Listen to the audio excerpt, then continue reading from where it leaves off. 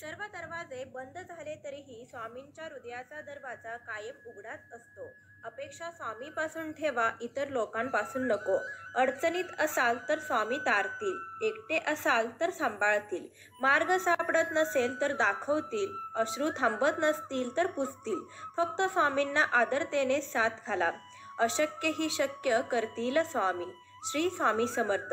स्वामी महाराजांच्या कृपेने तुमच्या सगळ्या इच्छा मनोकामना पूर्ण होत अशी स्वामींच्या चरणी प्रार्थना करते आणि आजच्या व्हिडिओला सुरुवात करते. येत्या 10 एप्रिलला श्री स्वामी समर्थ महाराजांचा प्रकट दिन आहे. या काळामध्ये आपण जी काही सेवा करतो, अगदी 5 मिनिटाची का होईना, तर ती सेवा फलदायी ठरत असते. आपल्याला त्या सेवेचं फळ हे निश्चितच मिळत असते. अगदी कठीणातील कठीण इच्छा असो, ती आपली कठीण इच्छा कोणतीही इच्छा असो, तर या सेवेने नक्कीच पूर्ण होणार आहे. आता भरपूर जणांना प्रश्न पडतो की गुरुचरित्र पारायण करणं शक्य होत नाही किंवा स्वामी चरित्र सारामृत करणं शक्य होत नाही, कारण की घरामध्ये लहान बाळ आहे, ऑफिसला जायचं आहे, बाहेर जावं लागतं किंवा अनेक काही अडचणी असतात. तसेच काही मुलांना कॉलेजला देखील जावं लागतं. तर तुम्हाला देखील सेवा ही करायची आहे. मग मी तुम्हाला आज 5 मिनिटाची सेवा कशी करायची ते सांगणार आहे. अगदी 5 मिनिटामध्ये तुम्ही ही सेवा करू शकता. त्यासाठी जास्ती काही वेळ आपल्याला लागणार नाही. फक्त मनामध्ये विश्वास पाहिजे आणि ही स्वामी समर्थ महाराजांवर श्रद्धा पाहिजे.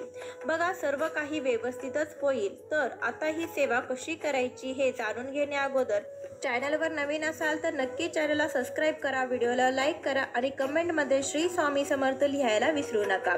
तर आजच्या काळामध्ये आपल्याला श्री स्वामी समर्थ महाराजांचा तारक मंत्र म्हणायचा आहे. आता भरपूर जण म्हणतील की तारक मंत्र म्हणण्यासाठी आमच्याकडे वेळ नाही, कारण की आम्ही देवापुढे बसून इतका वेळ तारक मंत्र म्हणू शकत नाही, किंवा आमच्याकडे लहान बाळ आहे किंवा ऑफिसला जावं लागतं किंवा इतर काही कामं आहेत, तर आम्हाला तारक मंत्र म्हणता येणार नाही. तर तुम्ही अगदी चालता बोलता उठता बसता जरी हा तारक मंत्र म्हटला तरी पण चालेल. आपल्याला जास्त वेळ देखील तारक मंत्र म्हणायचा नाही. फक्त 11 वेळा आपल्याला श्री स्वामी समर्थ महाराजांचा तारक मंत्र म्हणायचा आहे. कारण की तारक म्हणजे साक्षात तारणारा. दुःख संकटे आपली जर तारायची असतील तर आपल्याला हा तारक मंत्र म्हणावा लागेल. या 21 दिवसामध्ये तुम्ही रोज 11 वेळा तारक मंत्र हा म्हणायचा आहे. खूप म्हणजे खूप प्रभावी असा हा तारक मंत्र आहे की ज्यामुळे आपल्या आयुष्यातील अडचणी ह्या दूर होणार आहेत, संकटे दूर होणार आहेत. म्हणजे होतातच. जर तुमच्या मुलांच्या आयुष्यामध्ये भरपूर अडचणी अडथळे असतील तर स्वामींपुढे बसून तुम्ही 11 वेळा तारक मंत्र म्हणा. त्यानंतर जे काही तीर्थ आहे ते तीर्थ मुलांना प्यायला द्या. अगोदर तारक मंत्र म्हणायच्या अगोदर 1 ग्लास पाणी भरून ठेवायचं आहे आणि ग्लासवरती आपला उजवा हात ठेवायचा आहे. त्यानंतर 11 वेळा तारक मंत्र म्हणायचा आणि हे तीर्थ मुलांना प्यायला द्या. बघा, तुमच्या आयुष्यातील अडचणी अडथळे हे संपतील. अभ्यासामध्ये देखील प्रगती होईल. तसेच जे काही पाणी आहे ना ते घरामध्ये शिंपडा, घराच्या चारी कोपऱ्यामध्ये शिंपडा. त्यामुळे घरामध्ये सकारात्मक ऊर्जेचा संचार होईल आणि काही नकारात्मक ऊर्जा आपल्या घरामध्ये साठलेली असेल तर ती पूर्णतः दूर होईल. तुम्हाला अगदी तुमच्या घरातील माणसांमध्ये देखील बदल बघायला मिळेल. कधी कधी आयुष्यात खूप दुःख यातना सहन कराव्या लागतात. असं वाटतं की खरंच देव आहे का, इथपर्यंत शंका येतात. पण खरं तर हीच वेळ आपल्या परीक्षेची असते. विश्वास ठेवा, इथूनच स्वामींची लीला सुरू होते, इथूनच खेळ सुरू होतो. फक्त विश्वास तुटू देऊ नका. आई बाळाला हवेत फिरकावते. काही क्षण ते हवेतच असतं, पण ते हसत असतं, कारण त्याचा विश्वास असतो की कोणी आहे जे आपल्याला पडू देणार नाही.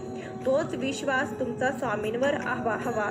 कधी कधी वाटतं की कसं होईल, हे शक्य आहे का? लक्षात ठेवा की तुम्ही तुमच्या बुद्धीच्या जोरावर शक्य आणि अशक्य ठरवतात, पण स्वामींना या जगात अशक्य असं काहीच नाही. स्वामी तेच देतात जे तुमच्यासाठी योग्य आहे. फक्त तुमचा त्यांच्यावर विश्वास पाहिजे. त्यामुळे तुम्ही श्री स्वामी समर्थ महाराजांची जेवढी सेवा होईल तेवढी सेवा ही कराच. कधी कधी आपल्याला वाटतं की मी खूप सेवा केली पण मला पाहिजे तसं फळ हे मिळालं नाही. तर एक लक्षात ठेवा की आपलं जे काही प्रारब्ध आहे तर ते प्रारब्ध पूर्ण झाल्याशिवाय आपल्याला सेवेचं फळ हे मिळत नाही. त्यामुळे अगोदर जी काही सेवा करत असतात ती आपली प्रारब्धामध्ये निघून जाते आणि त्यानंतरचे फळ हे आपल्याला मिळतच असतं। पण एक लक्षात ठेवा की स्वामी आपल्या आईसारखेच आहेत। ते आपल्याला कधीच काही कमी पडू देणार नाहीत। ते आपल्यासाठी जे योग्य आहे तेच देणार आहेत आणि कदाचित एखाद्या गोष्टीसाठी हट्ट करत असाल तर पुढे जाऊन तुमच्यासाठी चांगलं नसेल तर ते तुम्हाला देणार नाहीत। फक्त एवढं लक्षात ठेवा। आता त्यानंतर दुसरी साधी आणि सोपी सेवा करायची आहे ती म्हणजे श्री स्वामी समर्थ महाराजांचे नामस्मरण।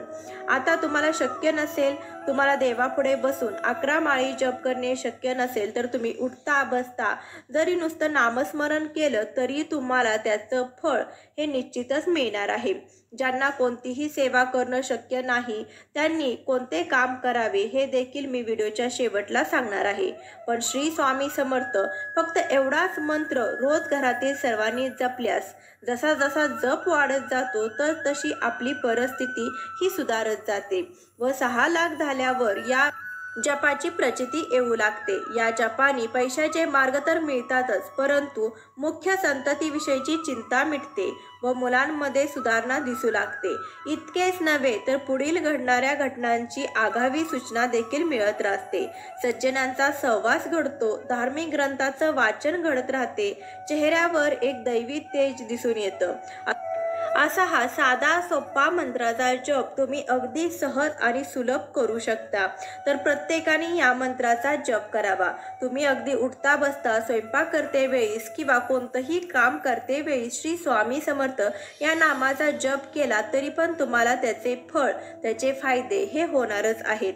स्वामी कधीच काहीच कमी पडू देणार नाहीत। आता ज्यांना कोणती सेवा करणं शक्य नाही त्यांनी काय करावं तर त्यांनी सर्वात मोठी स्वामी सेवा म्हणजे दुःखात असणाऱ्यांना स्वामी मार्ग दाखवणे। त्याने एकदा स्वामी महाराजांना मानलं तर त्याच्या पुढच्या संपूर्ण आयुष्याची जबाबदारी ही स्वामी महाराजच घेतात आणि तुम्ही जेव्हा जेव्हा दुःखातून बाहेर पडता तेव्हा त्याच्याही न कळत त्याचा आत्मा तुम्हाला आशीर्वाद देऊन जातो आणि तोच तुमच्या पुढच्या आयुष्यातील तुमची संपत्ती आहे। त्यामुळे हे लक्षात ठेवा की एखाद्याला आपण स्वामी सेवेमध्ये आणलं तर ते देखील तुमच्यासाठी खूप मोठं पुण्याचं काम आहे। आता सेवेमध्ये आणणं म्हणजे की कायम आपण एखाद्याला सेवा करायला लावणं असं देखील नाही। फक्त नामस्मरण आणि तारक मंत्र म्हटला तरी देखील स्वामी खूप मोठ्या दुःखातून आपल्याला बाहेर काढत असतात आणि एखाद्याला दुःखातून बाहेर काढणं यापेक्षा मोठं काहीही पुण्य नाही, हे आपल्याला सर्वांना माहीतच आहे। तसेच तुम्हाला जर श्री स्वामी समर्थ नामस्मरण करता येत नसेल तर तुम्ही मोबाईलवरती देखील लावून देऊ शकता। तुम्ही नुसतं श्रवण केलं तरी पण चालेल किंवा तारक मंत्र देखील तुम्ही घरामध्ये मोबाईलवरती लावून देऊ शकता। तुम्हाला जर नसतं पठण करणं येत नसेल तर तुम्ही तो श्रवण केला तरी देखील चालेल। तसेच स्वामी चरित्र सारामृत ग्रंथ देखील तुम्ही पठण करू शकता। पण ते आपल्याला शक्य नसेल तर तुम्ही रोज 3 अध्याय पठण करू शकता किंवा एखाद्याला जरी पठण करणे शक्य होत नसेल तर तुम्ही फक्त मोबाईलवरती लावून दिला आणि नुसता तुम्ही श्रवण केला तरी देखील चालेल। तुम्ही बाहेर असाल किंवा कामामध्ये असाल, ऑफिसमध्ये असाल तर मोबाईलवरती लावून देखील तुम्ही स्वामी सेवा करू शकता। त्याचा सुद्धा फायदा हा आपल्याला होणारच आहे कारण की स्वामी महाराज आपली तोडकी मोडकी का होईना सेवा अतिप्रेमाने स्वीकारत असतात। त्यामुळे कधीही मनामध्ये चिंता किंवा भीतीही बाळगायची नाही। त्यामुळे मनात कोणतीही भीती किंवा चिंता बाळगायची नाही। गजेंद्राने आणि आदरतेने अर्पण केलेल्या केवळ एका कमळ पुष्पाने धावून येणारा आणि कोट्यावधी भक्तांचे केवळ नामस्मरणाने कल्याण करणारा पूर्ण परब्रह्म अपुऱ्या पूजेअभावी आपल्यावर रागवे ही भावना चुकीची आहे। स्वामी महाराज रागवतील ही भीती स्वामी भक्तांनी मनातून काढून टाकावी। जशी जमेल तशी स्वामींची पूजा, भक्ती व सेवा करावी। व्हिडिओ आवडला तर लाईक करा, सबस्क्राईब करा आणि श्री स्वामी समर्थ जरूर लिहा।